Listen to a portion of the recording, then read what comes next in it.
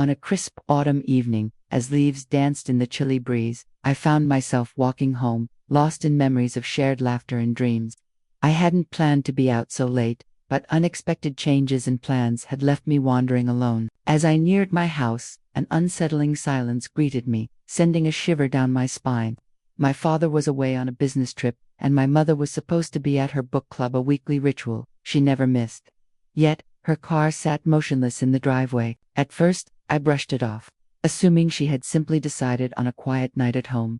Kicking off my shoes, I was ready to retreat to my room when a soft sound drifted through the air, laughter, warm and intimate. It was inviting, yet something about it felt off. My heart pounded as I followed the sound, each step heavy with an unshakable sense of dread. Then I saw them, bathed in the soft glow of the living room lamp. My mother sat on the couch too close to a man who was undeniably not my father. Their laughter mingled effortlessly, his hand resting gently on her knee, and her eyes sparkled in a way that felt foreign to me. My stomach twisted.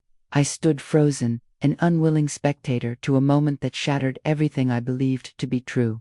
How could this be happening? My mother, the woman I trusted more than anyone, was wrapped in an intimate moment with another man. The walls of my world crumbled around me. My heart pounded, my breath caught in my throat, but I remained hidden, paralyzed by shock and disbelief. With my mind in chaos, I turned and slipped out of the house, the weight of the truth pressing down on me. What was I supposed to do with this knowledge? Should I confront her, tell my father? My thoughts spiraled into a whirlwind of uncertainty. That night, sleep never came. I lay in bed, haunted by the image of my mother with that man, the scene replaying relentlessly in my mind. She, who had always been my anchor, now felt like a stranger. The ache in my chest grew unbearable, a reminder of the betrayal that had shattered my world. The next day, I put on a mask of normalcy, pretending nothing had changed. But every glance at my mother made my stomach knot. She moved through the house as if nothing had happened, her laughter echoing in the halls, a sound that now felt like a cruel reminder of my pain. I wanted to confront her, to demand answers, but the mere thought filled me with dread.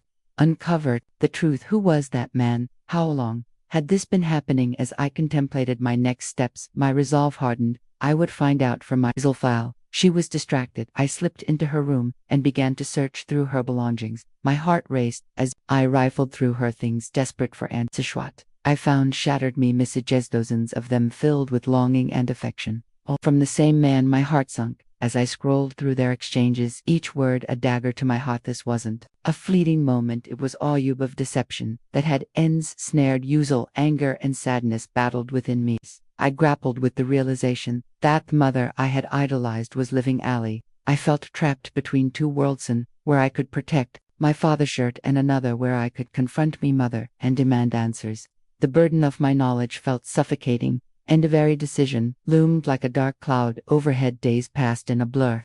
My mother continued her routine, oblivious to thoughts brewing within me each time my dad kissed her, oblivious to the betrayal. I felt a deepening sense of guilt. The facade of our family was crumbling, and I was caught in the middle, unable to speak truth without tearing everything apart. One afternoon, as sunlight streamed through the windows, I found my dad at the kitchen table flipping through old photo albums. The laughter in the room was a cruel reminder of the love and joy we once shared. My heart pounded as I watched him smile, the images of orphan vacations and birthdays capturing a happiness that now felt out of reach. I knew then that I could no longer stay silent. He deserved the truth, no matter how much it would hurt. With trembling hands, I approached him. Dad, I need to talk to you, I said, my voice barely above you whisper. The weight of my revelation heavy in the air. As the words hung between us, I braced for the impact of what would change our lives forever. The world outside faded away, and in that moment I understood that love could be beautiful and devastated, engendered in a way that made our hearts ache for the truth. No matter the